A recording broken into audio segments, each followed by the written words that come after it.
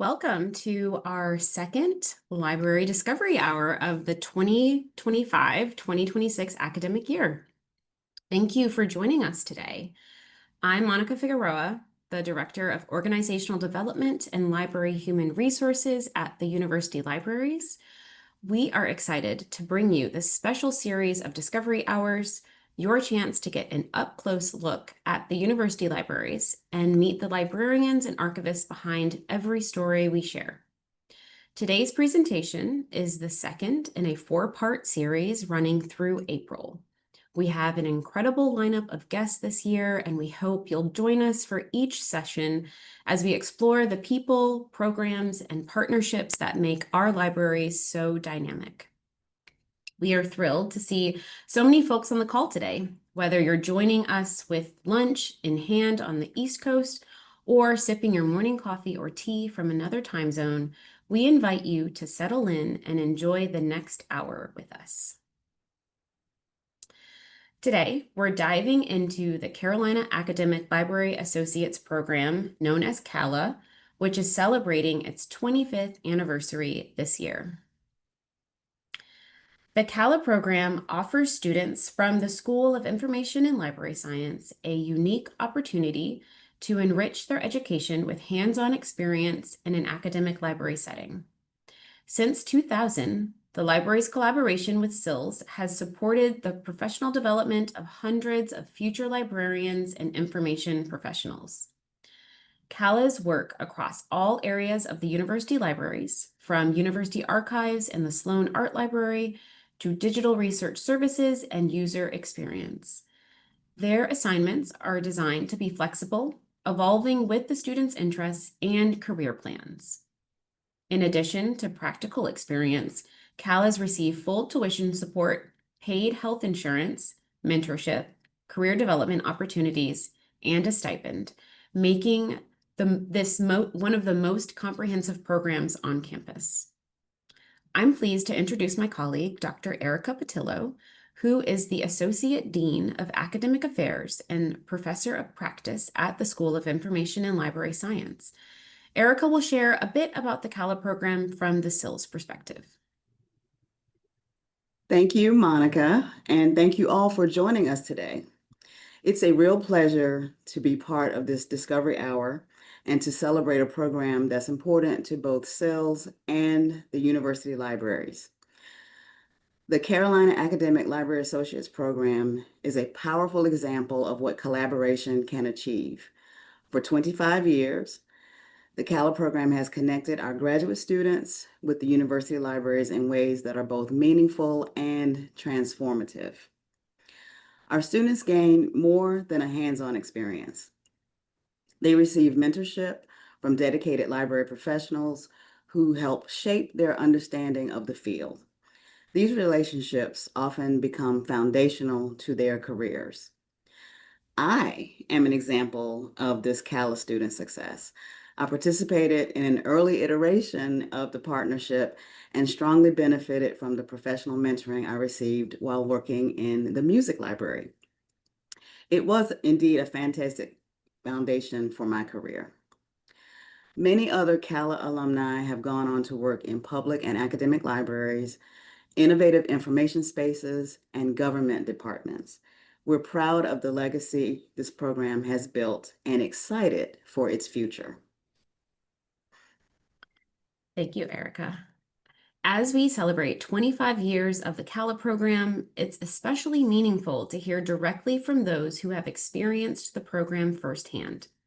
Today, we are joined by three current and former CALAs.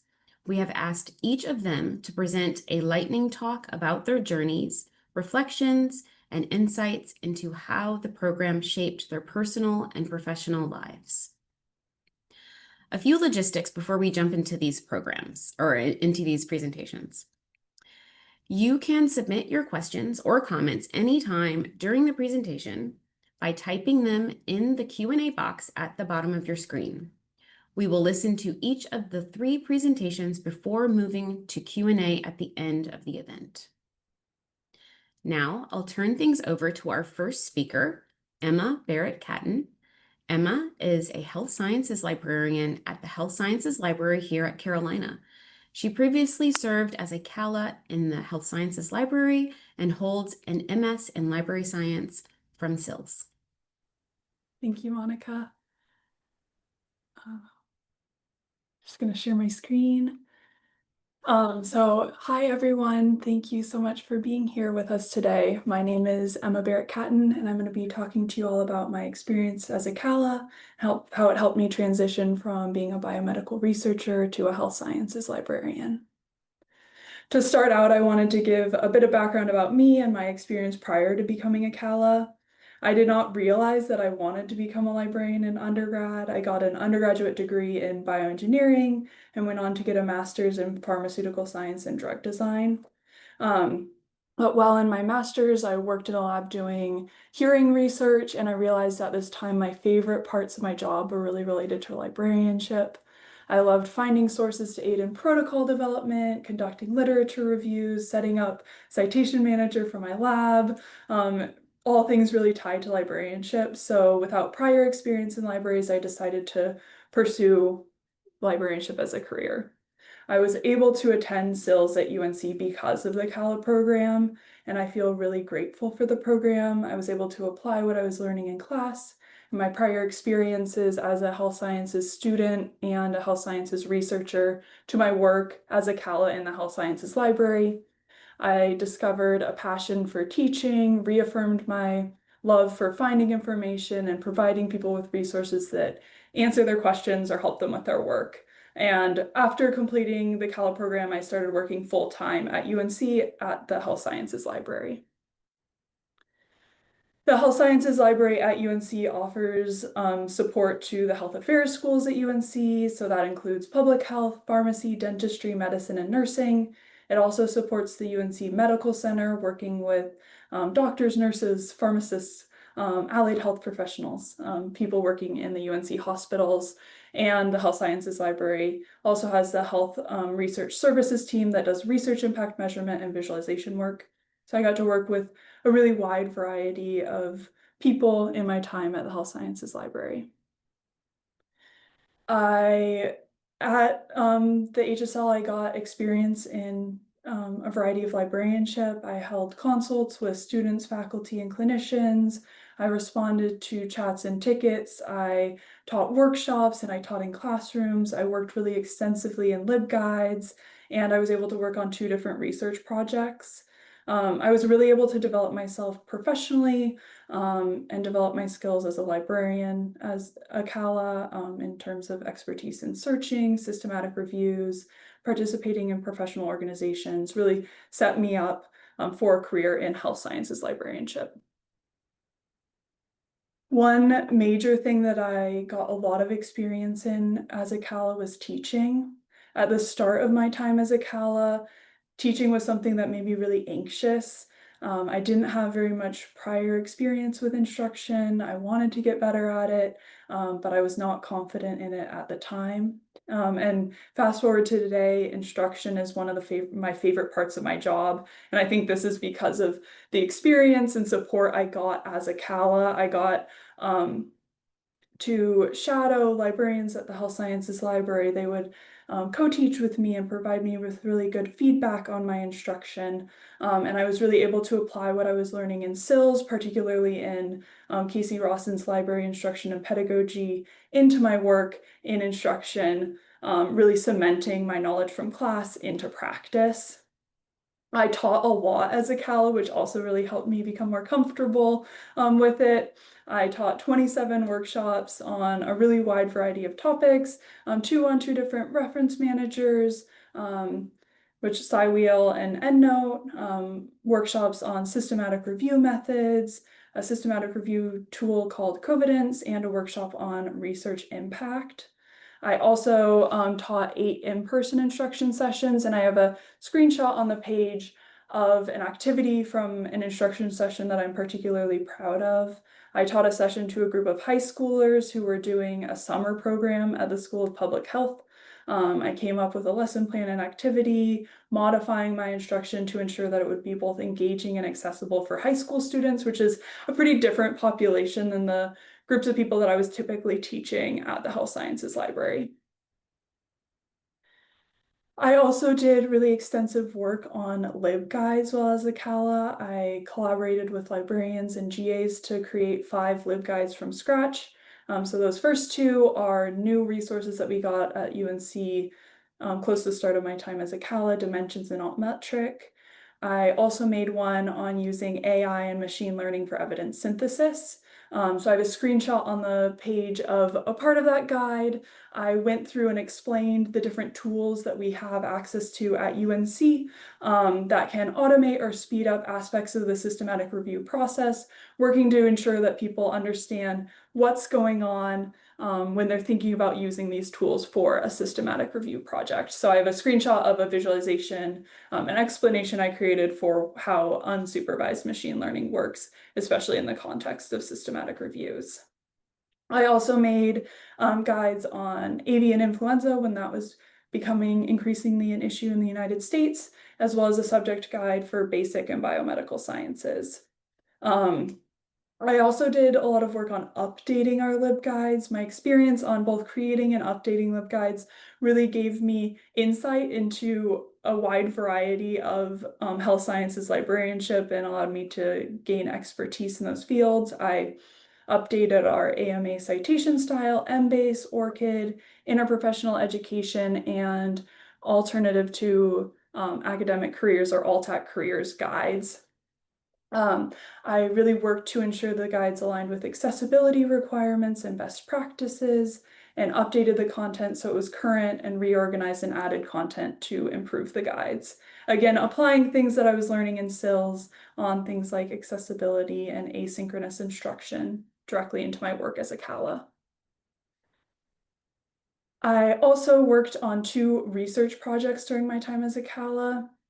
I conducted statistical analysis for a paper that was investigating how having a librarian as a co-author on pharmacy publications impact those research impact measures. And then I also led a project, which I have a screenshot or a table of some of the results from this project, analyzing factors that impact whether or not teams will complete screening for systematic and scoping reviews. Systematic and scoping reviews, for those of you who aren't familiar, are really extensive reviews of the literature that are common in the health sciences, and they can take years to complete, and lots of them peter out halfway through. So we were looking at factors that impact whether or not teams finish the screening process of the systematic review, which is one part of the process that takes a lot of time. We were looking at ways to make it more likely that teams will actually complete their review. During my time as a CALA, I was really able to develop my skills as a librarian. As I said at the beginning, I did not have experience in libraries before starting as a CALA.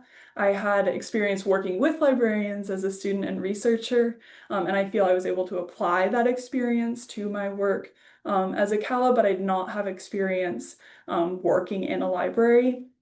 So my time as a CALA really provided me with valuable hands-on experience in libraries, allowing me to grow, discover passions, and really cement my interest in health sciences librarianship.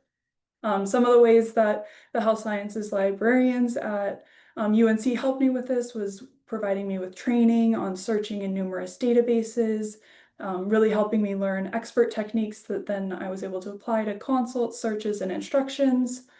I was able to participate in a systematic review training series put on by the health sciences librarians for a cohort of new librarians at UNC, which increased my knowledge of systematic reviews and evidence synthesis, which are a big part of health sciences librarianship. And I have a picture on the page as part of the my travel award as a CALA. I was able to attend a regional meeting for the Medical Library Association and present my research on the factors that are impacting screening completion for systematic and scoping reviews, and get feedback from other librarians, meet and connect with medical and health sciences librarians from across the region. So that was a really valuable part of my time as a CALA as well. So after graduating from SILS, I, as I said earlier, started a permanent position at the Health Sciences Library at UNC. I'm a general health sciences librarian, so I get to work with many different groups on interesting projects, particularly focusing on global health, research impact, and general instruction, consultations, and evidence synthesis support. I feel I'm really able to apply the skills I learned as a CALA in instruction, accessibility, LibGuide creation, searching, evidence synthesis, the list goes on, to my current work. My time as a CALA really allowed me to develop and grow, and I so appreciate my time in the program. So thank you all so much. I'll stop sharing my screen.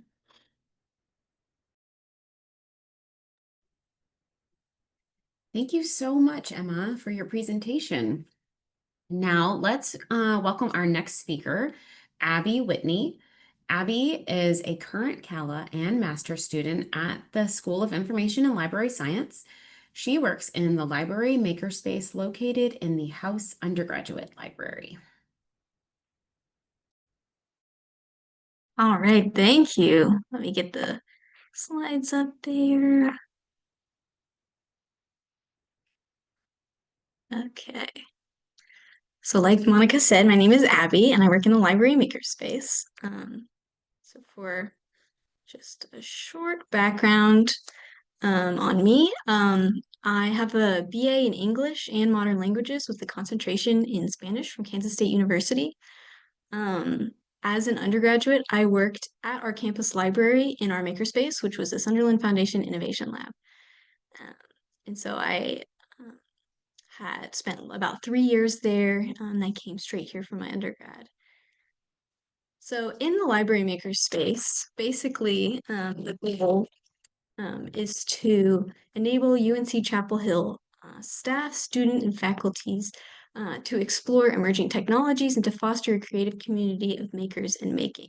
So we offer various things. We have a 3D printing service, 3D scanners, a sewing machine, Cricut maker, a soldering station, a seed library, and various crafting materials. We also offer various workshops, either to learn some of those technologies or for like crafting opportunities. We also offer one-on-one consultations for specific technologies like the 3D scanners, for example. And so what I do for about 10 hours a week, I have dedicated makerspace hours where I'm in the space, helping patrons, managing the 3D printing service, and running workshops. The other 10 hours are kind of dedicated to various projects that I might have within the makerspace, such as developing a workshop, working on the LibGuide, etc. But I also have a few other library work that I've been able to do. So I have 1 hour of reference chat a week, which has been a really great opportunity for me. Shout out to Angela. And then I also work at Davis Circ for about 4 to 5 hours a week, which has been really great to help me get more experience with just like circulation, like putting books away, checking them out, answering questions. So really shout out to Joe and all the supervisors there.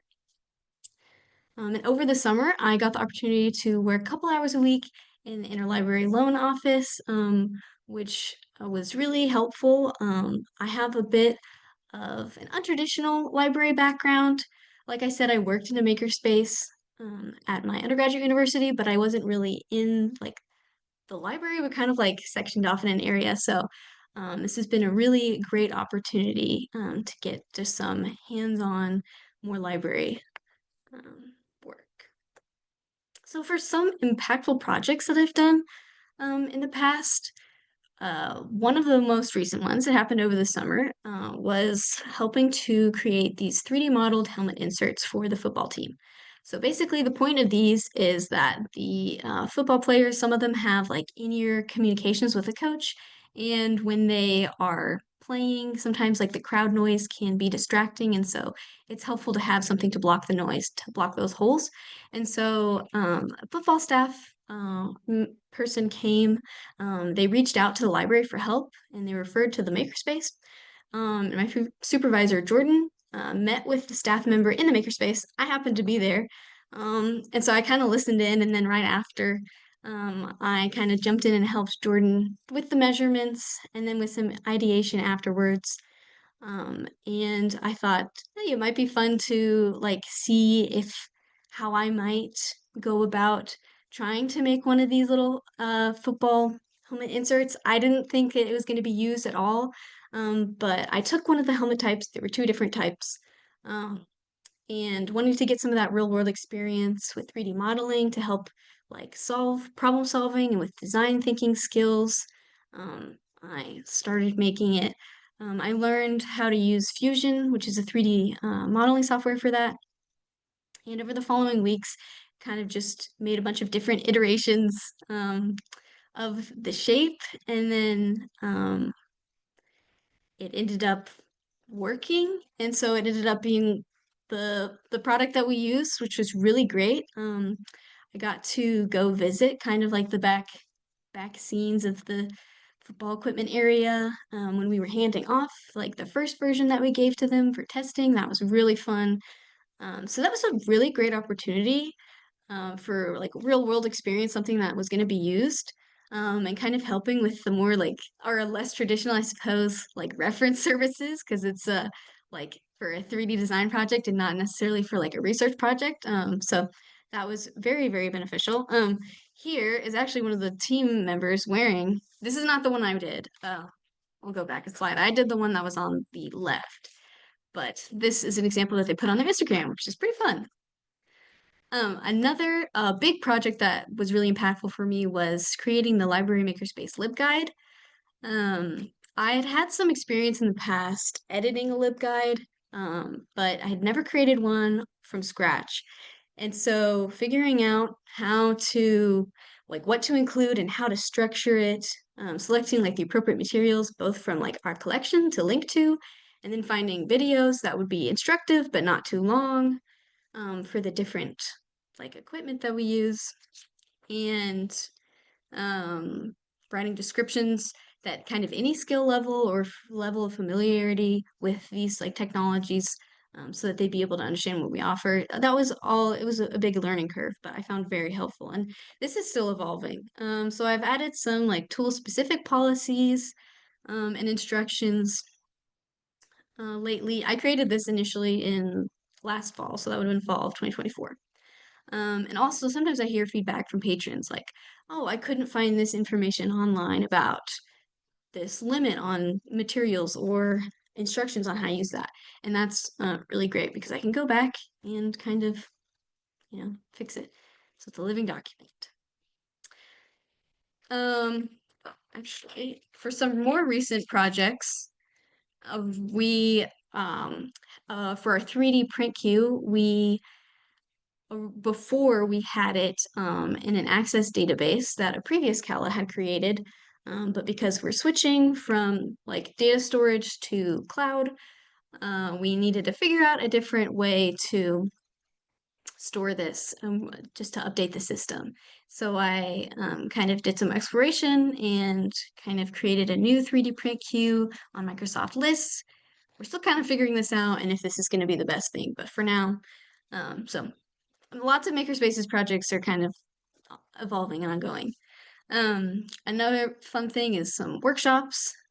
This is a picture of a zine drop-in craft that we've held twice. And we kind of recently discovered that listing workshops for CLE credits really boosts participation because students want to get that. So we've seen kind of an uptick in people coming in and crafting outside of these workshops also, which has been really amazing. So that's just been kind of fun. Some of the workshops that I've done in the past, I've done like a introduction to the Cricut Maker, which is basically like a cutting machine. Um, I've also done like an introduction to visible mending practices, and this last semester I started doing an introduction to, to bead weaving, which has also been very fun. So as for professional development, the first thing that kind of came to my mind when I was thinking about this was conferences. I just went to one, or I came back from it. So I've been able to present at a couple of conferences. The one on the left is a picture of data physicalization that Jordan, Therese, and I did, my supervisors. And we had collected some data from the MakerFest event that happens semesterally on campus for students to show the kind of like projects that they've been working on. So we made a quilt showing the answers of that. And we got to present a lightning talk at NC Live, which was really fun and a great, great experience. And then just, I guess it was last week, 2 weeks ago, I don't even know. I went to the Nebraska Makerspace Conference and I got the opportunity to present a session of my own on navigating change and transitions in makerspaces. And then the middle picture is a panel that I was on. The man on the right is actually my previous boss from the makerspace that I was mentioning before. So it was great to connect with him. And that panel was on students' roles in makerspaces. And CALA will provide travel funds for conferences, which was the reason I was able to attend these at all. So that was really great. I was able to connect with professionals there, connect with them on LinkedIn and just personally. So I'm excited for those opportunities. But outside of conferences, also the CALA program has provided me so many opportunities to diversify my skills and experiences. Like I said, I kind of had an untraditional library experience. I never worked just straight up in a library space, like dealing with checkouts and check-ins. So that's been helpful. And also just all the instruction and workshop planning has been just great. And also mentorship with Therese Triumph. She's a rock star and it's every question I have, she has an answer to. And that has just been extremely important to me. So why this matters, like I said, the meaningful library experience. I mean, every person that I talk to, if I have a question or want to learn something and I go to literally any library staff member or librarian, they're just amazing. So that mentorship and peer support has really just made my time here. And I wouldn't have had that opportunity without CALA. And so I have just been very grateful for my time here. So thank you.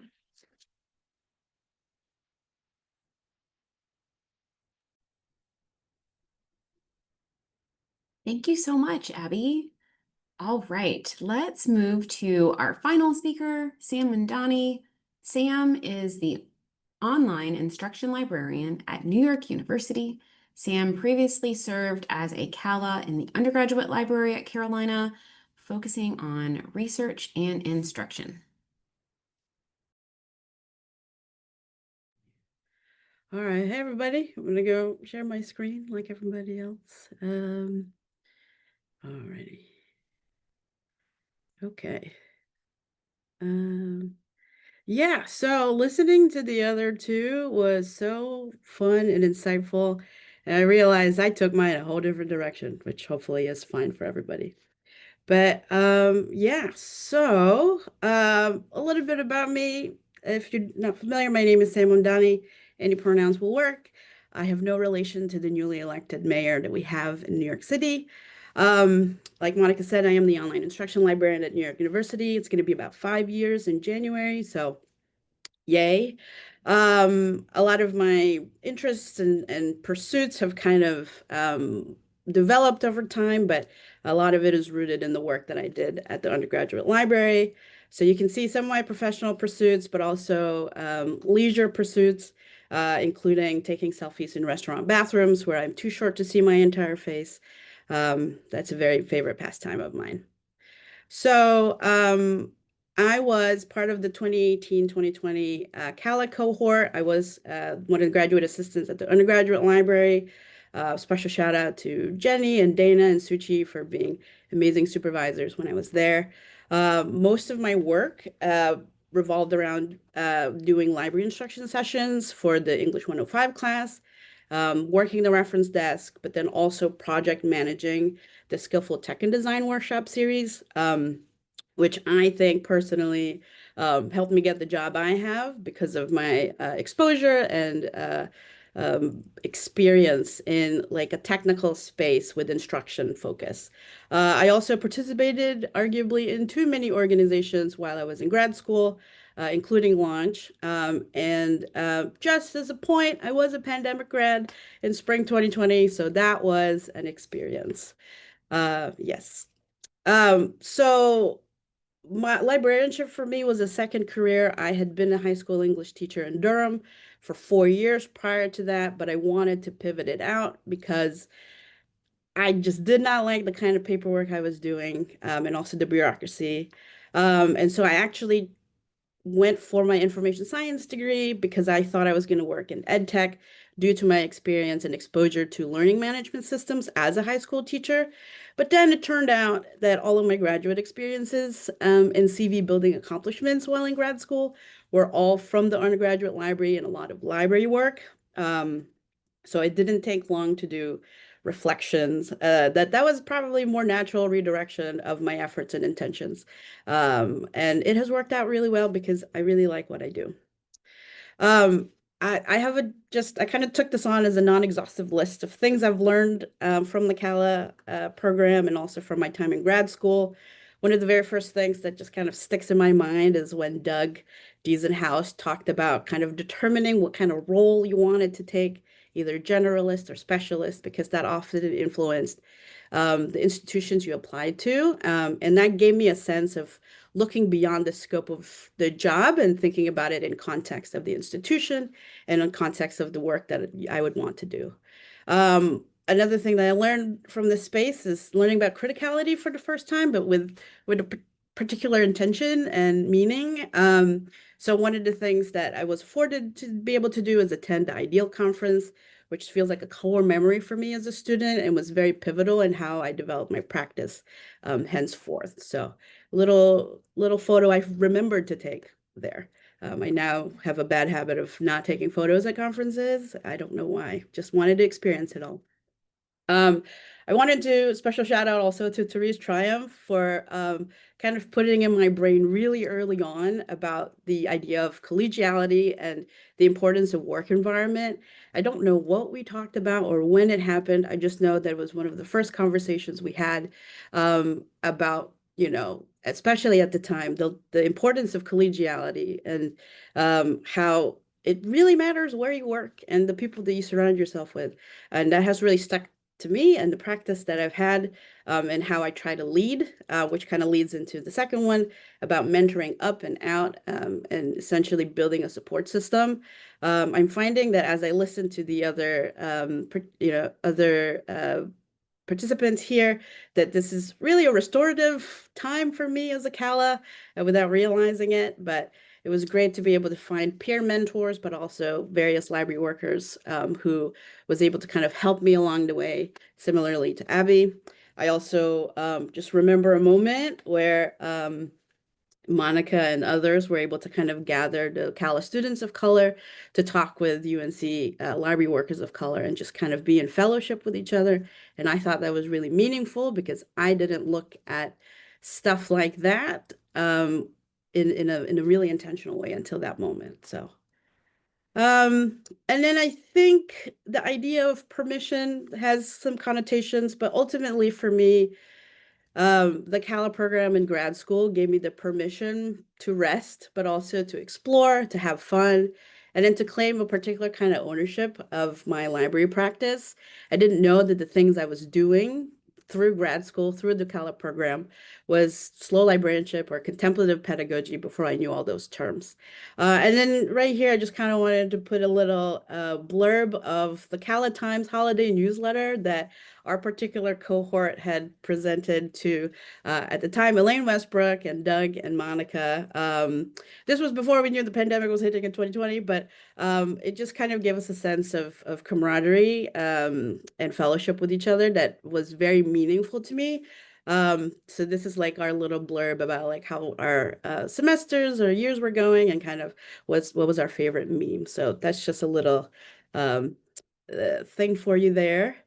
So kind of just to wrap things up, I think one of the most crucial things that the CALA gave me was the resources, the support, the time, and the space to just try things. I think having been an English teacher in a public school really muted my interests, my personality. And so I recognize that there's a privilege there, but it gave me the things that I think I would have had to really fight for to get or to have. It provided me good models of leaders, mentors, supervisors. I talk really highly of Dana to anybody who would listen to me up here. because I gained a lot of my instruction habits and behaviors from her practice. And then lastly, to kind of end things, I really like the mechanism to qualify for something without the pressure for applying for it. What a concept. All I had to do was submit it. I don't know if it's changed, but I just had to submit it early enough and they could look at the merits of my application through that instead of me having to perform for a particular application. Um, the CALA also gave me a way to rediscover the joy and passion for teaching.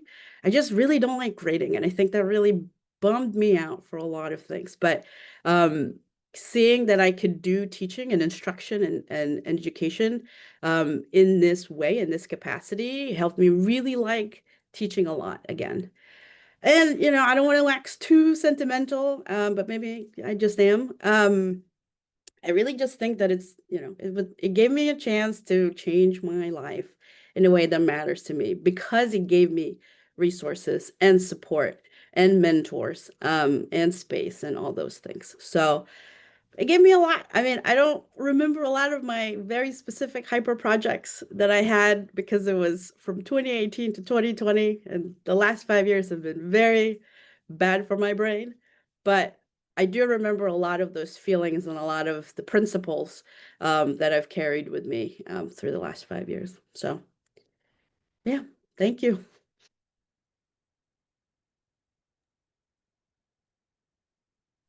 Thank you so much, Sam. The Cala Times holiday newsletter is a blast from the past. It was so great to receive that from y'all.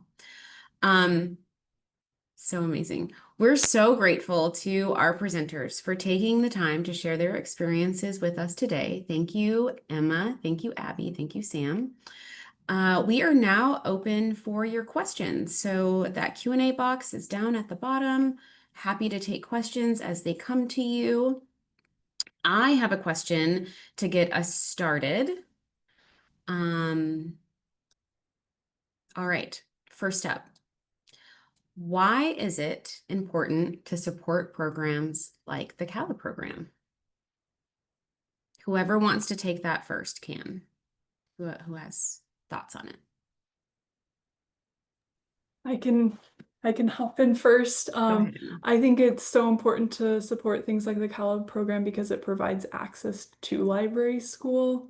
As Monica said at the beginning, it provides tuition, stipend, and health insurance. So it really allows you to delve into your studies and experience with librarianship without like having to worry about those things as much.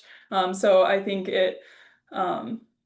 yeah, just like providing access to library school, making it a little more equitable who can become a librarian. I think that's a huge important reason why to support something like the CALA program.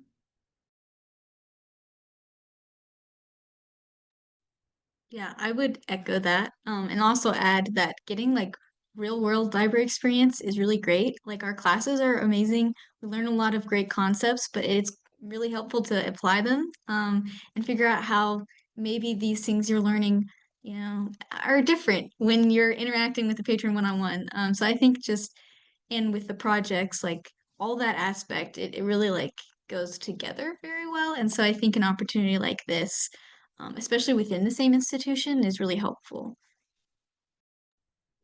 Yeah, I feel like they said it best. But I think for me and getting a few years removed, just the idea of being able to prop people up for opportunities that maybe, may not be as available. And I know with the climate of things, and climate of financial budgets and stuff, the fact that this is still very much a program that's being protected and supported, I think is important and crucial, and that it highlights that we still care and want professionals in the field, that we don't want to quit and we don't want to give up on it or resign ourselves.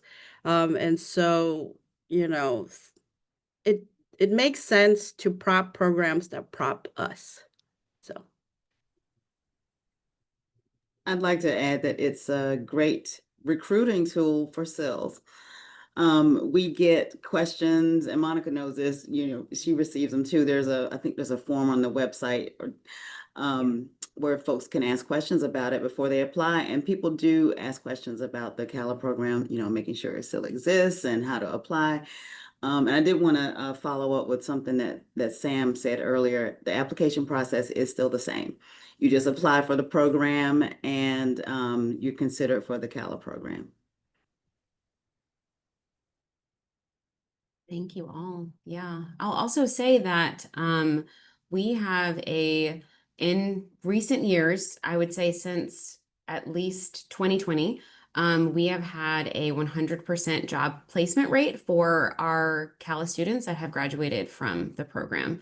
And that's something that I am really, really proud of. I so enjoy working with CALA students, as you all know. But it really means something to me that folks are getting so much out of the program in terms of experience and the skills that they're gaining, along with their master's degrees, and then they get that first job. And it's just so exciting, and it's just a happy moment for everyone. So we are going to continue that trend with our graduating class. Abby, that's going to happen for you. Yes, exactly. All right. Let's move to our next question. I don't see any questions in the Q&A box, but I still have questions to roll. Oh, wait, one has come in. All right. So, this is a question here for y'all. It says, thank you to the presenters and to Monica and Erica. For all three presenters, reflecting on your academic and work experience, can you speak to the library in CALA and SILS? So like the library aspect in CALA and SILS.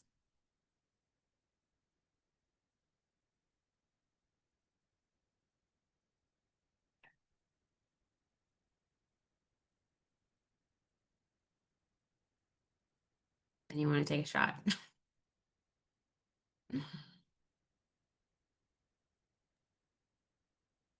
I could take a shot. I don't know Go if I'll ahead, fully Abby. understand exactly.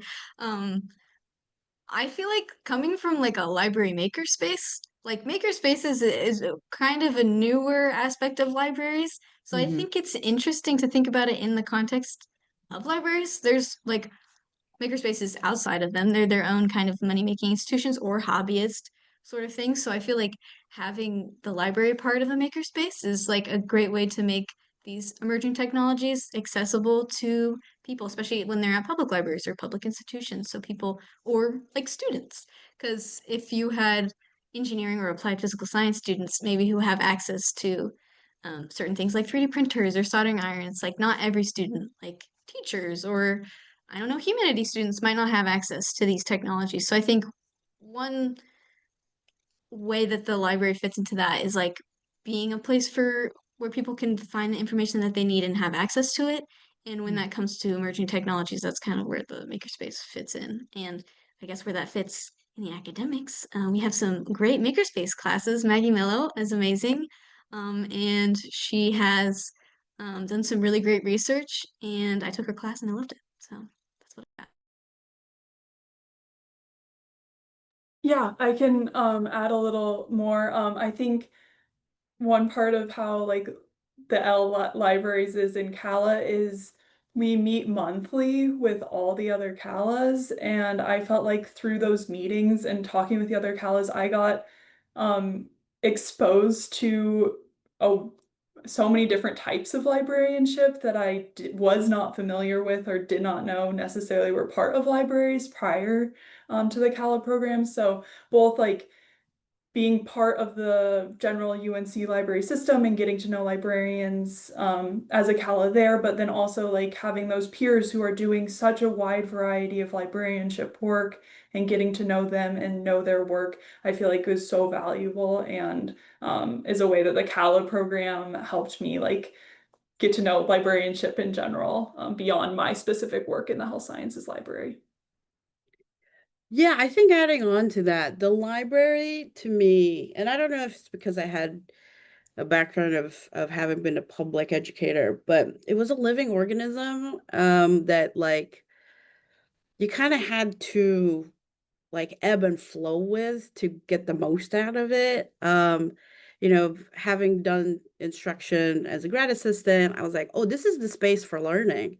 But then, of course, learning happens outside of it. And so, like, the library is both a space and also a verb, or like, it kind of um, had to do a lot of double, triple duties for things. But it's like, once I got the hang of that, I think it opened up my eyes to like really just kind of grasp how I wanted to do librarianship, which is to say, what are my guiding principles when it comes to learning, teaching, education, freedom, justice, um, and then I think then how to leverage the plethora of mentors and folks in the library.